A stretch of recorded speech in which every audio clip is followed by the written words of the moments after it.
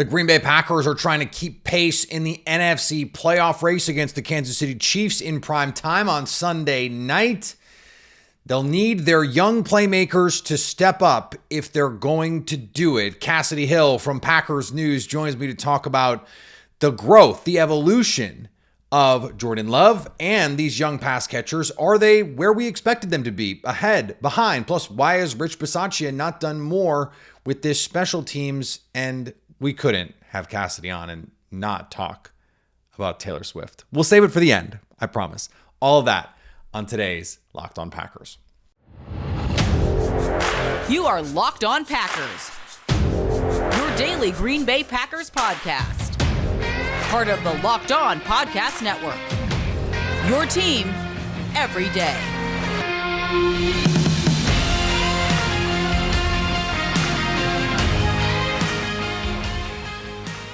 You are Locked On Packers, part of the Locked On Podcast Network, your team every day. I'm Peter Bukowski, and I cover the Packers for The Leap, a newsletter I would love for you to subscribe to. Follow me on Twitter, Peter_Bukowski. Follow the podcast on Twitter, Locked On Packers. Like us on Facebook. Subscribe to the podcast, iTunes, Spotify, Google Podcasts, wherever you find podcasts, you will find Locked On Packers, the number one Packers podcast on the internet. And the show for fans who know what happened, they want to know why and how. Today's episode brought to you by our friends at Gametime. Download the Gametime app to get the last-minute tickets that you need at the lowest price guaranteed. Download the Gametime app, create an account, and use code LOCKEDONNFL for $20 off your first purchase. Kassidy Hill from Packers News on the show with us today. Just want to clean up a couple things regarding injuries as we stand right now. Jaden Reed said he's probably going to be good to go despite the fact that he has not practiced the last 2 days. Joe Barry said Jair Alexander has looked good the last 2 days. He's trending in the right direction. No travel. Sometimes an injury like a back injury can flare up on an airplane. So playing at home could be a big benefit for him. And then Eric Stokes and Darnell Savage have been practicing this week. Darnell Savage, full go. Eric Stokes in limited fashion. I would assume with Carrington Valentine playing the way that he is and Jair Alexander expected back that they would be cautious with Eric Stokes. But we'll see. This is not the game that you really need Eric Stokes for. This is not an explosive, dynamic receiver room for the Kansas City Chiefs. So that is good. A.J. Dillon also back in practice. We don't expect Aaron Jones to be available in this one. So the Packers getting healthier. And remember what happens after this week. Their schedule opens wide. We talk about that with Kassidy on the show a little bit later. In fact, let's get into our conversation with Kassidy Hill. Joining me now from Packers News, Kassidy Hill joins me once again. And Kassidy, I'm not just saying this because you're back on the show, but the last time we chatted, it was about Rich Bisaccia and a piece that you had wrote, which is genuinely one of my favorite pieces of Packers content to come out in the last couple of years. Really enjoyed that. And really enjoyed our conversation about it.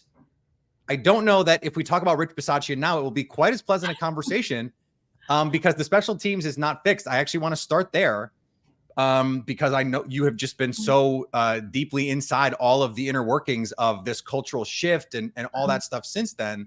Why do you think what seemed like a very real cultural shift in caring more about special teams has not yielded the results on the field? I see your point. I'm going to slightly disagree. Okay. Because I think that we get really, really distracted by Andres missing some kicks. And that is an issue. It's an issue regardless. I do think it's weird that that's become like an issue with other kickers this year. Like, why are all these kickers suddenly missing extra points? Yeah, it seems like there's like 3 good kickers all of a sudden. Like there's Right. never been fewer good kickers. I don't Right. understand it. Like their last couple of games, even the opponents have missed extra points. We're not You're talking right. about like 53-yard field goals. We're talking about extra points. Should Yep. be the most given thing in football. And there's other games that I've watched where they've missed extra points. And so I'm like, something's going on. It's in the script. That's the storyline for this year. Andres missing kicks is a concern, but it's not one that I think is a long-term thing because every time we've seen him have an issue, we've seen Bisaccia tweak it. And then another issue might pop up, but then he tweaks that one too. And I think this is going to sound weird, but stick with me. I'm excited. I think one of the bigger, and I don't know if it's an issue so much. I just think there's a common denominator. There was some issues when Dallin Levitt was on the field. Mm. And he was supposed to be a pillar of Rich Bisaccia's special teams. Yeah. And now he's gone. And even the last few weeks before he was released, other guys were stepping up to make plays that Levitt had made originally. Sure. And there were several Keyshawn Nixon big returns that got pulled back because of Levitt penalties. Yeah. I think there were 3. And so I don't think there's an issue with Nixon. He's going to continue to get more and more dynamic as it gets colder, and they can't kick it out of the back of the end zone. I was looking at the stats yesterday as well. He's actually still the leading kick returner in the NFL, both by number of attempts, by yards, and by average based off anybody that's had more than 10 returns. Oh, now, wow. A lot of that is because he brings it out from 9 yards deep in the end zone, and that goes towards your average. So I would like to see what it is from the pylon out. But he is still the NFL's leading kick returner. He could easily make the Pro Bowl as a returner. What does his protection look like? That's the issue. And so I do agree with you that there has been an issue with the protection.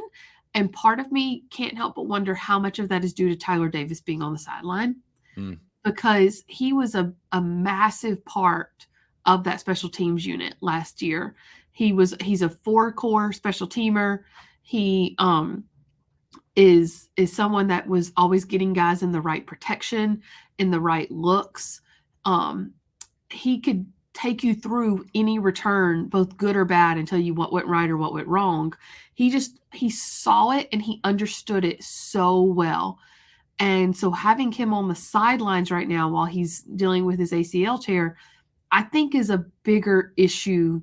Special teams across the board, but even in something as minute as protection is something that you don't know when it's going well, but you know for sure when it's going wrong. And I think Tyler Davis being on the sideline is a bigger part of that than we maybe realized it was going to be when he got hurt. Yeah. But here's why I think they're doing better. You're seeing a lot of these rookies sort of figure it out and step up. Also, our guy, Zane Anderson, he has made right. I was like, people can't help but know who you are now. I told him that the other day. I was like, you can't be in the background anymore. He has made every time he's on the field, people are like, guess who's on the field? It's Zane Anderson. There he is. He has made 3 huge special teams plays the last 3 wins. And 2, especially in the Chargers and the Lions. Versus the Chargers, he gets down there and stops Davis, who is the league's leading punt returner. Yep. And he just leveled a hit on him. He got down there so quick too. I asked him yesterday, like, what is your 40 time? He said, I think I was clocked at 4:37. I said, are you faster than Christian? And Christian was sitting in his locker. And he's like, no. And Christian said no. But he's fast. He's physical. He's aggressive. And versus the Lions, that downed punt, Robert Rochelle had a huge part to do with that as well. Yeah. That was such a massive play, Robert Rochelle. Who's also really, really fast. Who's also really, really fast. And great body control by Rochelle to get it out. And then for Anderson to jump on it. He said that's not a look they've even practiced. It was just instinct and years playing football for both of them. Lions had to punt that ball because they didn't get past their own 23. Packers scored a touchdown off of the ensuing possession. And so I don't think anything that's an issue this year with special teams, and maybe I'm just looking through, I'm too close to it. I can't see the forest for the trees. I don't think anything that's an issue this year is a long-term issue with special teams. All right, we'll get back with Kassidy in just a second here on Locked On Packers. Today's episode brought to you by our friends at FanDuel. As the weather gets colder, the NFL offers stay hot on FanDuel. Right now, new customers get $150 in bonus bets with any winning $5 money line bet. The Packers line gone from 6.5. It actually opened at 7, I believe. 6.5. It's down to 6 now. And that's probably right where it should be. But you get Jair Alexander back. Are you getting some nice value here? The app is easy to use. There's a wide range of betting options, spreads, player props, over-unders, and more. Plus that money line deal, $150 if your team wins on the money line. So visit FanDuel.com/lockedon and get the NFL season playoff push started right. FanDuel, official partner of the NFL. And thanks to everyone who makes Locked On Packers their first listen every day. Locked On has launched the first ever national sports 24/7 streaming channel on YouTube. Locked On Sports Today is here for you 24/7, covering the top stories in sports with the local experts of Locked On, plus our national shows covering every league. Go to Locked On Sports Today on YouTube and subscribe to the first ever national sports 24/7 streaming channel. Jordan Love versus Patrick Mahomes, and we spent 6 minutes talking about special teams. I love it. No, I love it. And Belichick would be so proud. Exactly right. We got to change the culture around here, Kassidy. It's got to matter to the fans if it's going to matter to the team, right? Exactly. No, one of the things that we talked about in preseason was when Anders was missing the kicks, is I was like, if you're going to be okay with the young players getting all the opportunities and failing in real time, then you have to do the same thing with him. That's a great point. We're seeing it pay off right now for this offense because Jaden Reed, Dontavian Wicks, who looks like he's going to be back this week, even now Christian Watson, Romeo Doubs, like it seems like there's been some pretty obvious growing together, which is a phrase that we've heard from the coaches in Green Bay. What have you made of that progress? Did you think it would happen sooner? Is this happening about how you expected? Is it better than you thought? Like what stands out to you about where they are now versus where they were in August? It's actually happening sooner than I thought it would. I thought it would take longer than this. I really did. I thought it would take a good year. And they still have some hurdles ahead of them and some lessons to learn. But that's the exciting part, right? They can get so much better than this. Their ceiling is so much higher than what it even is right now. I'm trying to think, before the Steelers, they played the Rams. The Rams game, they played well. They played good enough to win. But it didn't necessarily, the Rams game was the first time I thought, okay, this offense looks like it's at least all moving in the same direction. And that's a huge step forward. That's progress. They're not clicking. That's damning with faint praise too. Geez. Right, exactly. They're not clicking yet, but they're moving in the right direction. Yeah. Steelers game, they lost, but they took another step forward. The offense didn't regress. They took another huge step forward where they were not only moving in the same direction, but they were making stuff happen. And then versus the Chargers and the Rams, it was this is a competent offense. And it's a lot of getting guys in space and letting them make plays. But that's what Matt LaFleur's offense is always supposed to be. That's what it's always supposed to have been.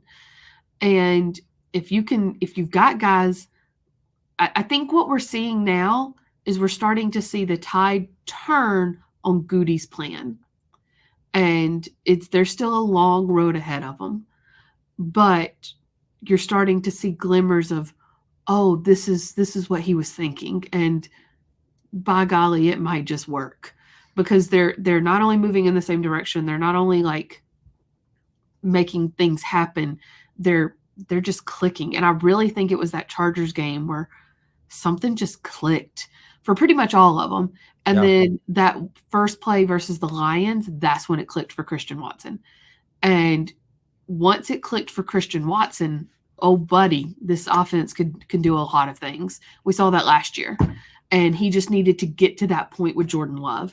And it's so hard because so many other throws and plays can be done based off of you're here, I'm here, we do this. That deep ball is just chemistry and timing.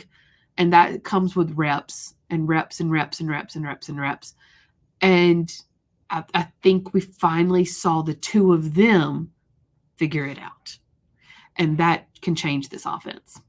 Yeah, and when you protect it, I mean, there was a couple times against the Lions, this has happened a number of times this season, where they've had the shot play, the guy's open, and protection has fallen apart, or they just haven't had as many opportunities. You don't get to do that very often in a game. you only might throw that play once or twice a game. So it's not a lot of reps to do it. Right. It takes time, games and games to Yes. get there. I want to ask this basically the same question about Jordan Love, because this was in camp. I mean, Rob Domofsky famously or infamously said, there are days when he looks really good and days when it looks like, oh, this could be a long season. And for a stretch of the season, it was a long season, Kassidy. And now they're back and they look different. Is this about where you thought Jordan Love would be? Ahead, behind? What is your thought there? To be honest, much like the offense, he's a little ahead of where I thought he'd be at this point. Same sort of deal. There were flashes there where you knew the talent was there. You knew the arm strength was there. It was the accuracy and decision-making and knowing when to get rid of the ball and knowing how to move the pocket. That's all stuff that comes with time. And because he was surrounded with so many other young playmakers and a young offensive line without David Bakhtiari, that's why I thought it would take even longer, And this is not to excuse Jordan Love of all wrongs. He made some mistakes early on. He's going to continue to make some more mistakes. But when Matt LaFleur kept harping, all 11 have to do their job, this is what he was talking about. You see what happens when the protection's there, when Christian Watson is confident that he can go up against that corner and catch that 50-50 ball. You see what happens when everybody does what they're supposed to do. Like, Love can thrive. And so there's going to still be some bumps, but again, I think we're starting to see what he can be. And like I said, it's sooner than I thought it would be. Have you noticed, this is, maybe I'm overanalyzing it, but I like to body language doctor a little bit. I'm not a doctor, but I stayed at a Holiday Inn Express last night. Exactly. Then the same thing. And so I feel like when I see Jordan Love get back to the top of his drop, and you're not supposed to do this, right? But Brett Favre did it all the time. Take his hand off the ball. And just sort of like one-hand it. Yeah. Then I know, okay, he's feeling comfortable. Like that's right. when he's not thinking about the fundamentals, and it seems like he's doing that a lot lately. And it just, there seems like a demeanor change with him. Do you feel that in the locker room in person with him? Yes. Like, is there a difference? Does he seem more comfortable to you? Because that first press conference, I think a lot of people came away impressed back in whenever that was, April, May, when he got an opportunity to speak. But it just seems like there's a different air about him now. Yes, I would agree. He's always been pretty affable, but that confidence that was there in the spring, it's not that it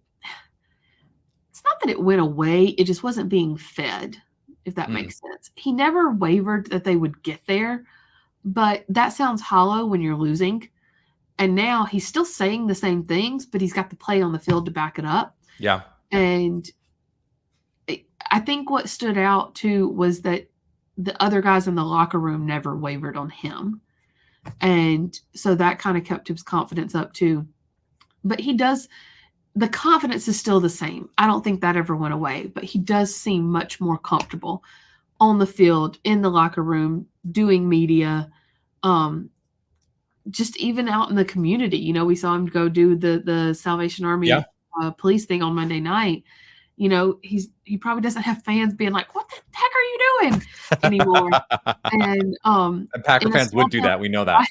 And in a small town like Green Bay, having the fan support behind you, if it's not. And so I think we're seeing him more comfortable would be the right word. All right, we're going to finish up with our pal Kassidy here in just a second on our Friday Locked On Packers.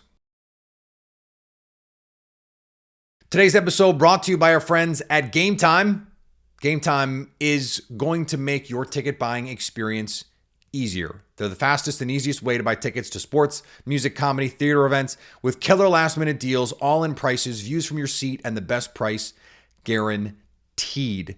Last-minute tickets can be a major pain in the butt, and there's no reason it has to be.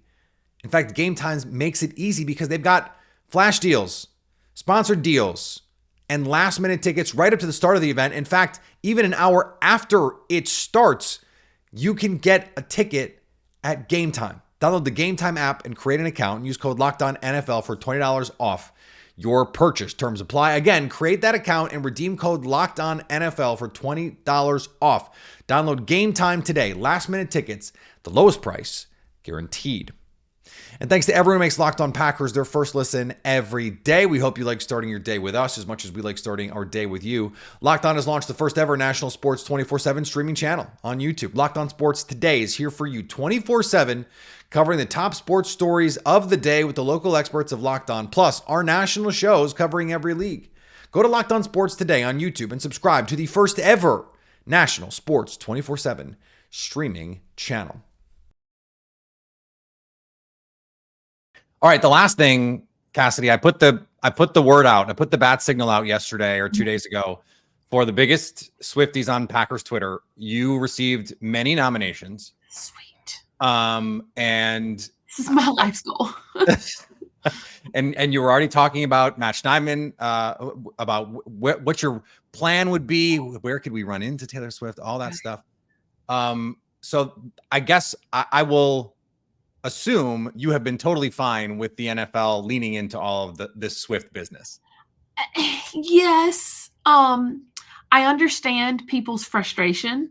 I'm not one to be like, just get over it. Like I get people's frustration because it like they did go overboard there for a little bit. But at the same time, it's just like fun, it's not going to last forever. Taylor Swift fandom has always been about just leaning into it and having fun. Make the friendship bracelets, take the moment and taste it. And so if you're going to, have her a part of the NFL, like, why not? Let's have fun with it. I just wrote a whole podcast description with like 7 different Taylor Swift references in it. We talked about it on the podcast. I made Jordan Love play a Taylor Swift game today. I don't think he wanted to do it, but I made him do it anyways. Like, let's just. My last 2 episodes, I'm not even a Taylor Swift guy, but my last 2 episodes have been full of Taylor Swift puns just because I'm having fun. This is fun. Let's have fun. That's the point. It's fun. Taylor Swift fandom is fun. That's why people love going to her concerts. And football is fun, or it's supposed to be fun anyways. So when 2 fun things come together, why would they not be funner? Which isn't a word, but well, let's keep it. Yeah. Taylor Swift would say it's a word. Do you want to see Simone Biles in the box with Taylor? Yes, because they're big fans of each other, and I don't know if they've ever met. And if that would just be like so much incredible, like a slam, the Packers social person. I don't know. They probably don't listen to this, but if you know the Packers social persons or people's, this is a slam dunk. You need to get this. Like, people have been complaining, whatever. David Bakhtiari's been complaining. By the way, a lot better lately. It's been really good lately. They're killing it. But this is a slam dunk to get that meeting. Please, we need it. We need it. I was talking to the Packer social person like a week or so ago, and he was like, I have multiple plans for if we win or lose. Here's all of my Taylor Swift references. And he was like going through them, and he was so excited. So hopefully they're coming. But yeah. Do you buy this idea that it adds to the mystique of the game? Like it adds, it's already gonna be a primetime game, but just like having her there, like people in New York for that game. Like I was talking to Diana Rossini about it. She was like, you could feel the difference in the crowd because everyone knew she was going to be there. Right. And that's in New York. I think that whether you like her or not, it's an objective fact that she's the biggest pop star in the world right now. Yeah. You could argue Beyonce, but okay, if Beyonce came to this game, would that not also be like insane? So you've Jay-Z and Beyonce used to go to Nets games all the time, and it was not that big a deal. I guess because people got used to it. Maybe. You have the biggest pop star in the world coming to your game, like, and getting into it, like, it's a big deal. It would be like in the 70s if the Beatles showed up at a Packers game, or the 60s if the Beatles showed up at a Packers game. It would be the same thing. Like, that's how insane it would be. So it's like, whether you like the music or not, you can't argue that it would be a really big deal. And so, don't you think it would also, for the Packers in the locker room, they want to win in front of Taylor Swift a little bit more? I asked Darnell Savage that today, and he was like, I'm not paying any attention to if she's here. And so they're saying the right things, but I think there's a part of them that wants to. If the game feels a little bit bigger because she's there, then it only follows that the bigger the game, the more you want to win. I tried to explain this to Savage and Jair Alexander. You're like trying to sell them on the idea that it's a bigger game. Well, no, I tried to explain to them. I was like, you actually don't want her here because Travis Kelce plays better when she's there. So your best defense is to not let her in the building. Right. Get security on it. Right. And they weren't buying it. Yeah. Joe Barry, the game plan's got to be security. Do not let Taylor Swift in the building. Right? Savage was like, we got to come out ready to play no matter what. And I'm like, okay, I'll get that. But it's an objective fact. Stats are stats. He plays better when she's there. So keep her out of the building. And that's your best game plan. And they weren't buying into it. But I love it. I listened to a podcast about basically nerd culture stuff, and they talk about, they call it a smuggle when they like have references and they smuggle a second reference into the bill. So I called it in the rundown the Patrick Taylor smuggle, but Taylor Swift smuggle. So that's what this was. Because then it's Packers, right? The last thing I want to ask you about is, win or lose, the Packers are still in pretty good position here to make the postseason final 5 games. What do you just like chances? I don't know if you want to put a number on it, but like, what do you think the chances are that they can win 4 or 5 of these last games and get into the dance? Because it seems like 10 wins for sure gets them in, and 9 might be enough. To do it. After the Chiefs game, let me finish this whole sentence before anybody takes this out of context. No, we're gonna clip it right when you're right. After the Chiefs game, feasibly, there is not a loss left on their schedule if they continue to play how they've been playing. Yeah. They're going to slip up and lose one of those games. They're a young team. It's just going to happen. And the Vikings and the Bears are the best possibilities because those are teams that know you. Look at what the Bears almost beat the Lions 2 weeks ago, and then they beat the Vikings this week. You're probably going to lose one of those games. But if you continue to play the way you've played, after this Chiefs game, you should win out. And if you do, you're in. Especially considering you've got to get in probably over the Seahawks, who have the Cowboys tonight. Yeah. 49ers still. Like they've got 49ers twice, right? They've already they just played the 49ers and they play them again. Yeah. But they'll play them again. I want to say the Dolphins, maybe. They've got the Seahawks have a gauntlet in front of them. But we said this last year too, and then they lose to the Lions at home in Week 18. They're going to have their chances. They are in control right now of how the season ends for them. Cassidy, thank you so much for all of it, especially the Taylor Swift stuff. And I hope you get turned into her genuinely and truly. I hope you do. And we'll talk to you down the road. Thanks, Peter. All right, we'll be live on Sunday night, late after the game. We'll be live on our YouTube page. Follow me on Twitter, Peter_Bukowski. Follow the podcast on Twitter, Locked On Packers. Like us on Facebook. Subscribe to the podcast, iTunes, Spotify, Google Podcasts, wherever you find podcasts, you will find Locked On Packers. And anytime you want to come hang out with us live, like we will be on Sunday, you can go subscribe on our YouTube page so you can stay Locked On Packers.